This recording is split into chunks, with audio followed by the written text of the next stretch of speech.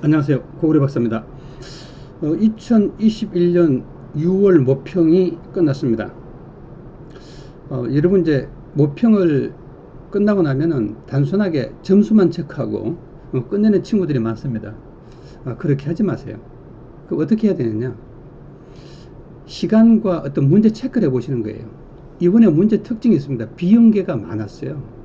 그럼 비연계가 많았을 때 여러분들 실제 수능과는 꽤 차이가 있습니다. 그러니까 비연계가 됐을 때는 진짜 실력 있는 친구가 등급이 좋습니다. 점수가 잘 나오는 거죠. 근데 만약에 연계가 되면 연계 공부를 잘 하는 친구, 이런 친구들이 상대적으로 점수를 잘 받습니다. 물론 이제 실력이 월등하면 이야기가 다르죠. 뭐 실력이 굉장히 좋은 친구는 연계가 되든 연계가 되지 않든 성적을 잘 받을 수밖에 없는 것이죠. 근데 여러분들 이제 그렇지 않은 사람들은 꼭 관심을 가지고 여러 가지 체크를 하셔야 됩니다. 이번에 이제 문제 특징이 있습니다. 두 가지 특징이 있는데, 첫째 하나는 지문이 평이하다는 겁니다. 지문이 어려운 지문이 없어요. 지문이 어려운 지문이 없으면 어떠냐? 실제 수능과는 차이가 날 수가 있습니다. 지문이 평이하면은 실제 수능과는 꽤 차이가 있을 수 있어요. 지금 화법과 작문을 보고 있는데 여기도 보면 특별한 어떤 어려운 그런 지문이 없습니다. 역시 뭐냐면 문법에서도 이제 마찬가지인데 문법도 독해가 강화됐습니다. 과거에는 문법 중에서 지식을 요구하는 게 꽤 많았는데 지금은 꽤 많이 줄었습니다. 이제 작년까지 문법이었는데 올해는 언어가 되고 내년에는 언어와 매체가 되죠. 예. 다시 말하면 선택형이 되는 것이죠. 첫 번째 나오는 비문학 지문도 지문 자체가 별로 어렵지 않아요. 보면은. 예. 그 다음에 이것을 특별하게 그렇게 해석할 문제가 안 나왔어요. 굉장히 서술 방식이라는 이것은 굉장히 익숙한 문제죠. 그래서 별로 그렇게 어려운 문제가 아니라는 것을 쉽게 할 수 있습니다. 이것 역시 일치 불일치 내용이고, 예, 그래서 어떻게 보면은 지문도 평이하고 문제도 대부분 평이했던 것 같습니다. 자, 이제 굳이 따지면 이번 그 6월 모평에서 가장 어려운 부분, 낯설고 어렵게 느껴질 수 있는 것은 뭐냐면 시입니다. 시는 이제 이 시들을 배운 친구들이 별로 없을 거예요. 아마. 그러면 시만 보면은 이게 어려울 것이라고 예측하지만, 근데 문제를 보면 그렇게 어렵지 않아요. 문제를 보면 또 역시 평이합니다. 문제를 보면. 그래서 시는 낯설지만 어려운 게 아니라 낯설면 어려워지죠. 낯설지만 문제는 별로 그렇지 않았다.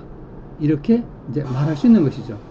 그 다음에 이제 또 이제 비문학 지문이 이어서 나오는데 이 비문학 지문도 보면은 그렇게 어려운 지문은 아니에요. 일반적으로 과학 지문이 나오면 과거에는 그 과학 어떤 현상이나 원리가 숨어 있어서 꽤 어렵습니다. 그렇지만 이거는 뭐 그렇게 복잡한 그 이야기는 아니에요. 그 다음에 내용도 일치 불일치 문제가고, 그 다음에 윗글어 기술에 대한 설명, 이것도 거의 뭐 일치 불일치 문제죠. 예. 그래서 별로 난이도가 높은 문제는 아니라는 것을 쉽게 할 수 있습니다. 자, 그리고 마지막으로 뭐냐면은 비문학 지문인데 특허권에 관련된 지문입니다. 이건 이제 사회문화 지문이죠. 사회문화 지문인데 제 앞에서 인문예술의 지문이 길고 문제가 많았습니다. 근데 이제 이 마지막 지문인 것은 9, 10, 1, 2, 3, 다섯 문제가 나오죠. 다섯 문제가 나오는데 별로 그렇게 어렵잖아요. 요 문제는 약간 생소하죠. 요 문제는 이제 진짜 오랜만에 나온 유형입니다. 윗글을 읽고 답을 찾을 수 있는 질문에 해당하지 않는 것은 있어요. 이것도 같이 말만 약간 스타일이 바뀌었지. 어떤 문제가 일치 불일치 문제예요. 그렇죠?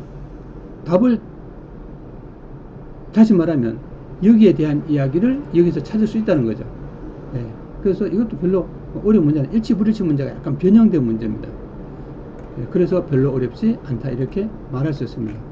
그 다음 34번에서 37번은 뭐 이런 유형은 종종 나오죠. 사실은 예, 종종 나옵니다. 그래서 황망한 거는 이렇게 말했다 이 지문인데 이 지문도 별로 그렇게 어려운 지문은 아닙니다.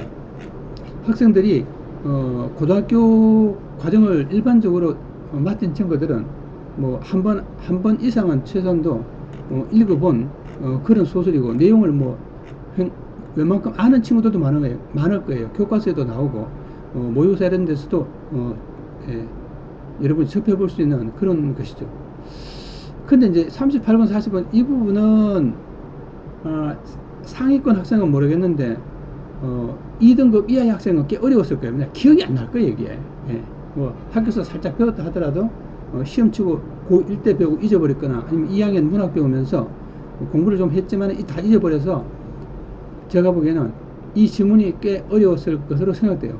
그 다음에 일단 읽어보면 건강대 맨 우측에 선하기 사기 친이 춘풍 옥적선으로 첫장 껴놓았던데 하면은 야 이게 무슨 소리야 외국하는 것 같아 무슨 말인지 전혀 모르겠어. 여러분 단어도 꽤 어렵죠. 그래서 제가 보기에는 38번에서 40번 이게 학생들한테 일반적인 학생들한테 특히 하위권 학생들은 굉장히 어려웠을 거예요. 그래서 전반적으로 이 부분이 꽤 어렵지 않았나 하는 생각이었는데 근데 문제는 보니까 뭐 그렇게 많이 안 나왔어요. 세 문제 나왔죠. 예. 그 다음에 이제 41번과 45번은 소설인데 여러분 이제 흔히 말하는 복합지문이에요. 복합지문. 그래서 요런 스타일은 뭐 과거에 나오긴 나오지만은 그렇게 흔하진 않죠. 그렇게 흔하진 않습니다. 예. 그래서 어떻게 보면 새로운 스타일은 아니고 또 이렇게 많이 나온 건 아니기 때문에 여러분한테 약간 낯설 수도 있습니다. 전우치전 이야기는 뭐 학생들이 아는 사람은 많죠. 그 다음에 뭐 전우치는 영화도 있고 드라마도 있고 뭐 골고루 있었잖아요. 그쵸? 그래서 그뿐만 아니라 뭐 고전 소설 중에서는 그렇게 다시 말하면 낯설은 예, 낯설은 작품은 아니었다. 이제 이런 생각이 듭니다. 자, 여러분 이제 마지막으로 한번 정리를 할게요. 여러분 그러면 수능 대비 뭐 아니면 짧게는 9월 모평 대비 어떻게 해야 될까요? 저는 이렇게 생각합니다. 대부분 지금 한국에 기본적으로 이제 하는 스타일이 크게 두 가지가 있어요. 하나는 기출 문제를 열심히 하는 거예요. 그 다음에 또 EBS도 열심히 하고 아니면 뭐 둘 다 열심히 하든가. 근데 이제 여러분이 잘 아시다시피 뭐 이거는 뭐 고3이나 재수생이면 모르는 사람이 없는 이야기인데 문학은 연계성이 굉장히 높아요. 그러니까 달달 외우다시피 할 정도로 알아야 돼요. 왜 그러냐? 문학에서 시간을 아껴야 됩니다. 근데 중하위 상위권이 아닌 중위권이나 하위권은 화법과 작문이 어려워요. 그 다음에 상위권 중에서도 극상위권이 아닌 2등급과 3등급 중에서도 화법과 작문을 어려워하는 친구들이 꽤 많습니다. 그래서 이 부분은 결국 뭐냐 독해력이 없어서 그래요. 그리고 여러분은 중요한 것이 뭐냐 하면은 이렇게 하셔야 돼요. 문학은 연계를 통해서 빨리 푸는 거예요. 예. 그 다음에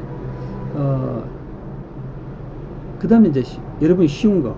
근데 하위 거는 뭐냐면 문법을 어려워하잖아요. 그러니까 문법은 접어두세요. 그 다음에 문법도 내용을 크게 두 가지로 나눌 수 있습니다. 한 가지는 뭐냐 하면은 독해, 언어 중에서 독해고, 하나는 이제 문법 지식이 필요한 부분이 있어요. 그럼 문법 지식은 없으면 시간이 많이 걸리고 굉장히 어렵잖아요. 그러면 그 부분은 접어두고 독해로서 풀 수 있는 문제만 빨리 푸는 거예요. 그 다음에 화법과 작문, 문법, 그러니까 언어죠. 이렇게 풀고 마지막에 뭐냐 하면은 비문학을 손을 대세요. 그 다음에 비문학도 보면은 만약에 6문제, 5문제, 4문제 이렇게 보통 시험에 나오는데 여러분 문제를 딱 보면은 쉬운 문제가 있어요. 예, 특히 쉬운 게 뭐예요?